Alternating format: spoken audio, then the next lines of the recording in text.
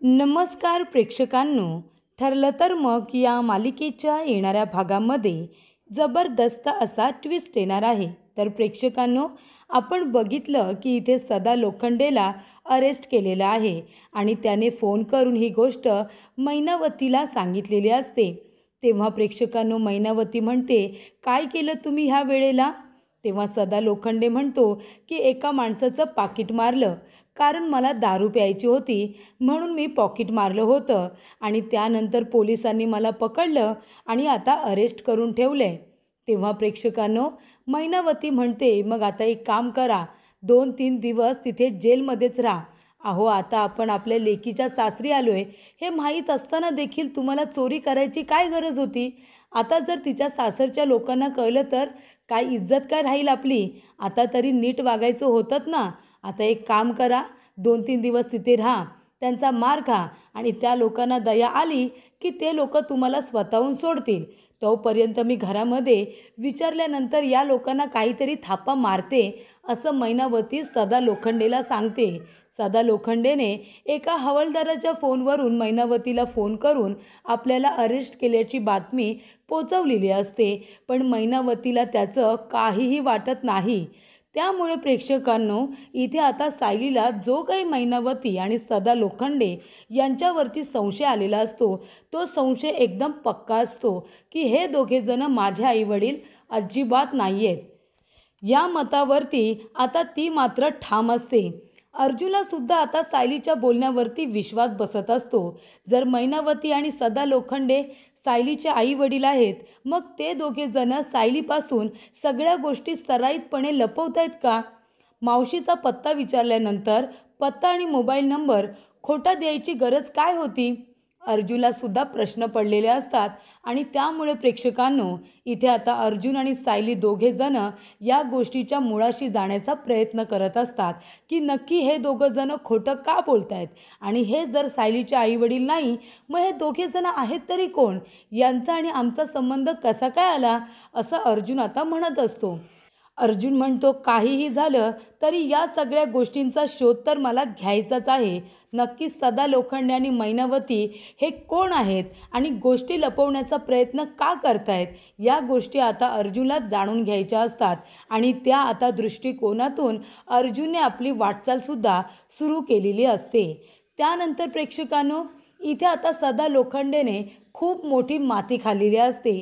सदा लोखंडेने स्वतःच्या तोंडाने खूप मोठ्या गुन्ह्याची जणू काही कबुलीच दिलेली असते. तर प्रेक्षकांनो, इथे आता सायलीचा संशय खात्रीत बदललेला असतो.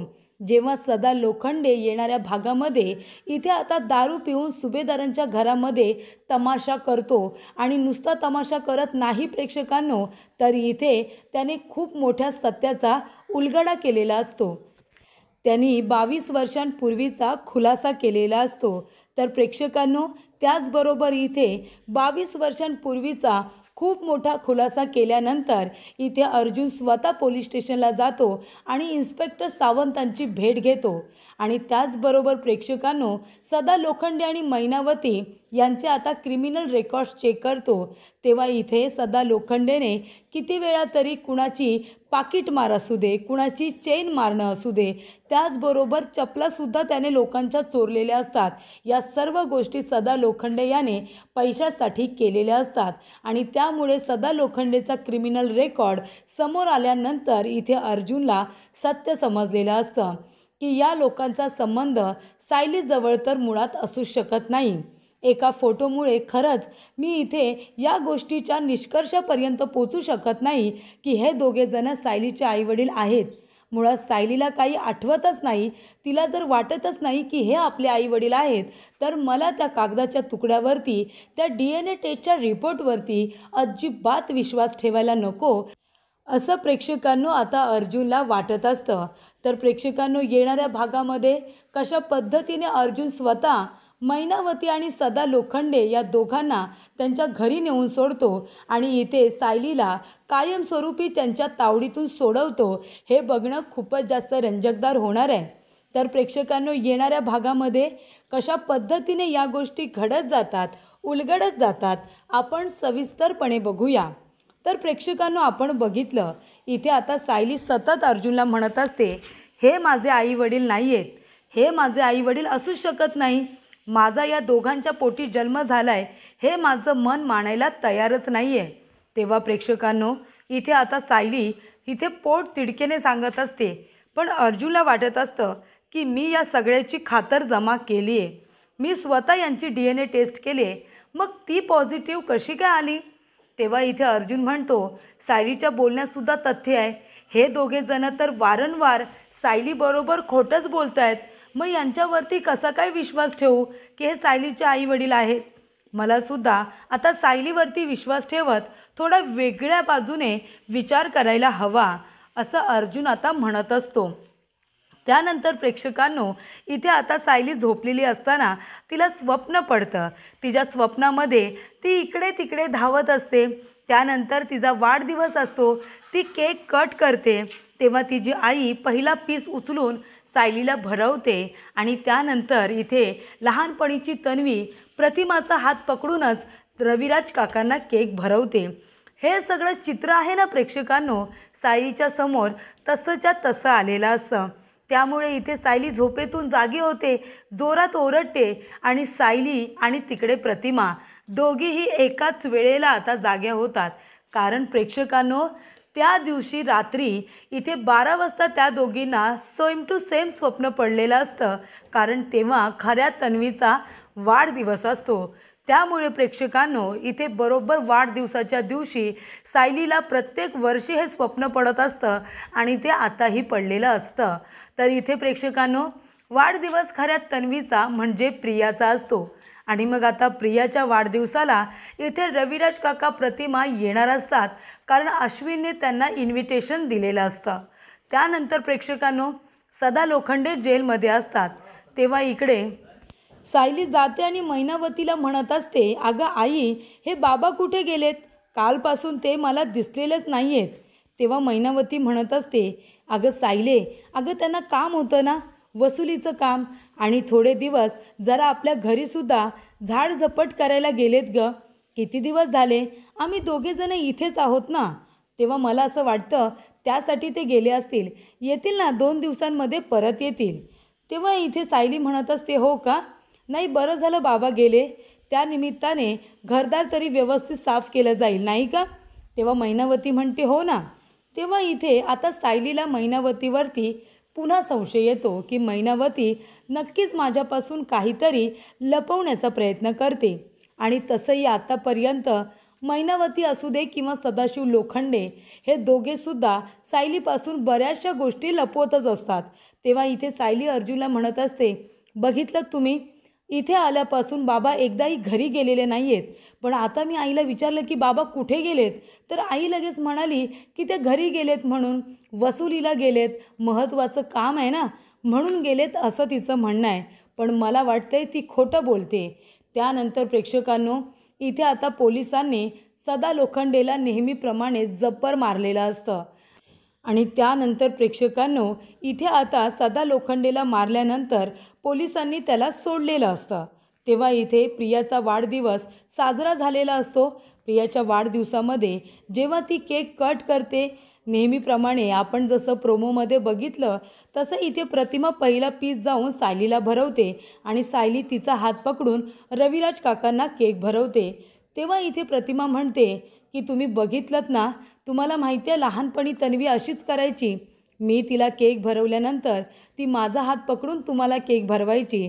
तेव्हा सायली म्हणते, मला या गोष्टी माझ्याबरोबर आधीच घडून गेल्यात असं का वाटतंय. आणि प्रेक्षकांनो, सायली परत पॅनिक होते आणि सायली चक्कर येऊन आता खाली पडते. तेव्हा इथे प्रियाला खूप राग येतो. प्रियाला असं वाटतं की वाढदिवस माझा, पण तरीसुद्धा सगळी लाईमलाईट मात्र हिनेच घेतली, सगळ्यांचं अटेन्शन हिनेच घेतलं, माझा वाढदिवस हिने खराब करून टाकला, असं प्रेक्षकांनो आता तिचं म्हणणं असतं. म्हणून प्रियाला आधीच सायलीचा खूप जास्त राग आलेला असतो. तेव्हा अर्जुन सायलीला उचलतो आणि सरळ आपल्या रूममध्ये घेऊन जातो. तेव्हा इथे अर्जुन आपल्या मनामध्ये म्हणत असतो की प्रत्येक वेळेला प्रतिमा आत्या आणि सायली या दोघींमध्ये असं काहीतरी घडतं की दोघींना आपापलं जुनं काहीतरी आठवतं. आणि तेव्हा इथे आता प्रतिमा आत्या प्रत्येक वेळेला सायलीला बघून तिला तन्वीची आठवण येत असते. तेव्हा प्रेक्षकांनो, इथे आता अर्जुन म्हणत असतो की नक्कीच प्रतिमा आत्या आणि सायलीचं काही कनेक्शन आहे का? म्हणजे इथे प्रतिमा आत्याची आठवण असू दे किंवा तन्वीच्या आठवणी असू दे, त्या बघितल्यानंतरच सायली पॅनिक का होते, याचा अर्थ सायलीचा आणि इथे सिनियर आणि प्रतिमा आत्या यांचा काही संबंध असेल का, असं अर्जुनला वाटतं. अर्जुनला आता पूर्णतः संशय आलेला असतो प्रेक्षकांनो. आणि त्यानंतर इथे आता प्रियाला तर राग आलेला असतो. ती आता पूर्णपणे रागातच असते की मला केक न भरवता माझ्या आईने त्या सायलीला केक भरवला म्हणून. तेव्हा इथे आता खूपच जास्त प्रिया टेन्शनमध्ये या गोष्टीसाठी असते की या प्रतिमाला तर आता हळूहळू सगळंच आठवत चाललं आहे. ह्या प्रतिमाला जर आठवलं की मी तिची मुलगी नाही आहे, ती सायली तिची मुलगी आहे, तर मात्र काही खरं नाही आहे. मग या घरामध्ये मला कुणीच राहू देणार नाही आणि माझा आणि या कुटुंबाचा काडी मात्र काही संबंध नाही आहे. हे जर सगळ्यांच्या लक्षात आलं तर हे लोक मला या घरातून 1 मिनिटात हकलून देतील. आणि जर हे सत्य अश्विनला कळलं ना, तर अश्विन तर माझं कधीच तोंडसुद्धा बघणार नाही. आता फक्त त्याचा माझ्यावरती विश्वास आहे की मी तन्वी आहे म्हणून तो माझ्या बाजूने सगळ्यांबरोबर लढतोय, सगळ्यांबरोबर वाईट वागतोय, पण माझ्यावरती प्रेम करतोय. पण जेव्हा त्याला कळेल की मी खरी तन्वी नाही आहे, मी एक फ्रॉड मुलगी आहे, तर अश्विन माझ्या तोंडाकडे सुद्धा बघणार नाही, याची खात्री प्रेक्षकांनो प्रियाला असते. त्यामुळे ती इथे स्वतःची इमेज वाचवण्याचा प्रयत्न परिपूर्ण करत असते आणि ती गप्प बसते. त्यानंतर प्रेक्षकांनो, इथे सदा लोखंडे आल्यानंतर सायली विचारते, बाबा कुठे होतात तुम्ही? बाबा कुठे गेला होतात तुम्ही? असं काय काम होतं? 2-3 दिवस खरोखर तुम्ही कुठे गेला होतात? तुम्ही घर साफ करायला गेला होतात का? मग आईला का घेऊन गेला नाहीत? असे बरेचसे प्रश्न प्रेक्षकांनो इथे आता सायली मुद्दामूनच विचारते सदा लोखंडेला, कारण तो काहीतरी विचित्र रिॲक्ट व्हावा म्हणून. तेव्हा प्रेक्षकांनो, सदा लोखंडेला काही बोलायचं नसतं, कारण तो दारू प्यायलेला असतो आणि दारू प्यायल्यावरती सदा लोखंडे फारच विचित्र वागत असतो. तो आपलं तोंड लपवण्याचा प्रयत्न करत असतो. तेव्हा सायली म्हणते, बाबा तुम्ही दारू प्यायलात? बाबा तुम्ही तोंड का लपवताय? तुम्ही दारू प्यायलात का? तुम्ही तुमच्या मुलीच्या घरी राहता हे विसरलात की काय बाबा? आमच्या घरामध्ये कुणीही दारू पित नाही आणि तुम्ही दारू पिऊन आलात हे जर पूर्णाजीला कळलं तर काय होईल तुम्हाला माहिती आहे का? तेव्हा इथे बाबा तुम्ही खूप चुकीचा वागलात, असं जेव्हा आता सायली सदा लोखंडेला म्हणते, तेव्हा इथे सदा म्हणतोय, सायले अगं गप्प बस ग, आल्यापासून ऐकून घेतोय म्हणून हवं तेवढं बोलशील का ह्या बापाला? म्हणून अगं लहानपणीसुद्धा असाच वैताग आणला होतास आणि आताही तसाच वैताग आणतेस, सारखे आपले प्रश्न प्रश्न प्रश्न. म्हणून वैतागून तुला आम्ही विकलं होतं त्या गुलाबबाईला, म्हणून तुझा व्यवहार केला होता. फक्त 5,000 रुपये घेतले होते आणि तुला विकून टाकलं होतं. माहिती आहे तुला, चोऱ्या माऱ्या करायची सवय तुला, म्हणून रागाने तुला विकून टाकलं त्या गुलाबबाईला. डोक्याचा ताप गेला होता आमच्या. तेव्हा प्रेक्षकांनो, सायलीला हे सत्य जेव्हा समजतं, पायाखालची जमीनच सरकते. तेव्हा इथे सदा लोखंडे म्हणतो, ऐका ऐका सगळ्यांनी ऐका, आणि इथे सुभेदारांच्या घरामध्ये तमाशा करतो.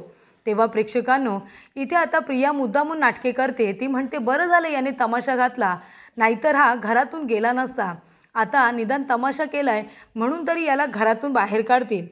तेव्हा इथे सदा लोखंडे म्हणतो, ही माझी पोरगी आहे ना, सारखे प्रश्न विचारायची, सारखा आगाऊपणा करायची, डोक्याला नुसता ताण आणला होता. विकलं तिला, 5,000 रुपयांना विकलं. पण तेव्हा कुठे माहिती होतं की पुढे जाऊन हिचं नशीब इतकं इथे चमकणार आहे, इतकं फळफळणार आहे, असं कुठे कुणाला माहिती होतं. पण हिने तर मोठाच हात मारला ना. तेव्हा सायली म्हणते, बाबा तोंड सांभाळून बोला, काय बोलताय तुमच्या मुलीबद्दल ते तुम्हाला तरी कळतंय का? तेव्हा इथे सदा म्हणतोय, सायले गप, बापाशी या शब्दात बोलतेस का? अर्जुन म्हणतो, 1 मिनिट, माझ्या बायकोशी बोलताना नीट बोलायचं. तुम्ही दारू पिऊन आलात आणि माझ्या बायकोला सांगताय कसं बोलायचं आणि कसं नाही ते. तेव्हा इथे अर्जुन म्हणतो, आताच्या आता तुम्ही यांना रूममध्ये घेऊन जा आणि अजिबात बाहेर घेऊन येऊ नका. तेव्हा इथे सायली म्हणते, बघितलं अर्जुन सर, बघितलं तुम्ही, म्हणून मी म्हणते तुम्हाला, हे माझे आईवडील असू शकत नाही. माझे आईवडील गरीब जरूर असतील, मी असं म्हणत नाही की मी एका श्रीमंत घरातली मुलगी असेन, पण एवढं मात्र नक्की, माझ्यावरती जे संस्कार झालेले आहेत ना, ते एका चांगल्या घरातले, सुशिक्षित घरातले संस्कार आहेत.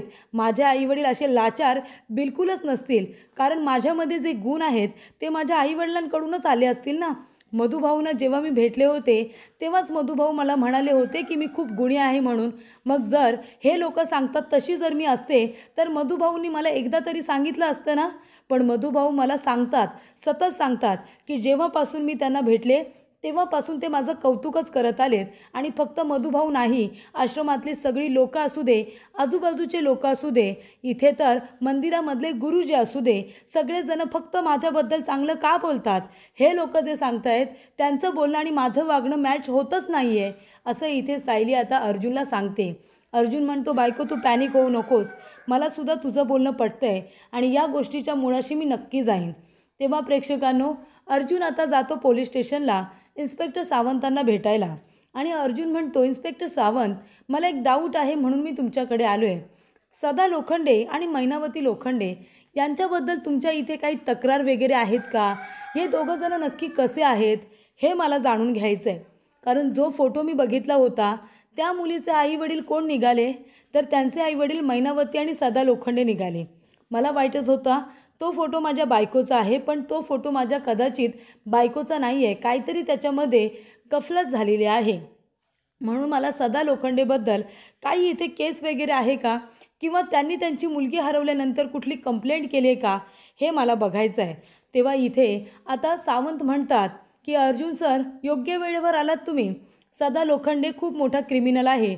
छोटे मोठे क्राईम तर तो करतच असतो. म्हणजे चोऱ्या माऱ्या करणं, मोठा हात मारणं, एखाद्याला फसवणं, लुबाडणं ही त्याची कामं आहेत. आता 2 दिवसांपूर्वीच एका माणसाचं पाकीट मारलं त्याने. पाकीट चोर आहे तो. पाकीट मारलं पैशांसाठी, का तर म्हणे दारू पिण्यासाठी. तेव्हा तो माणूस साधासुद्धा जरी चोर वाटत असला ना, तरीसुद्धा लोकांना लुबाडण्यामध्ये त्याने आणि त्याच्या बायकोने खूप मोठी इथे जणू काही पदवीच घेतलेली आहे. गोड गोड बोलून लोकांना फसवतात आणि त्यांच्याकडून पैसे काढतात. अशा कंप्लेंटसुद्धा त्यांच्या विरोधात खूप आहेत. तेव्हा इथे अर्जुनला कळतं की काहीतरी चूक नक्की आहे, काहीतरी मिस्टेक नक्की आहे. तेव्हा सायली इतक्या कॉन्फिडेंटली सांगते की हे तिचे आईवडील नाही आहेत.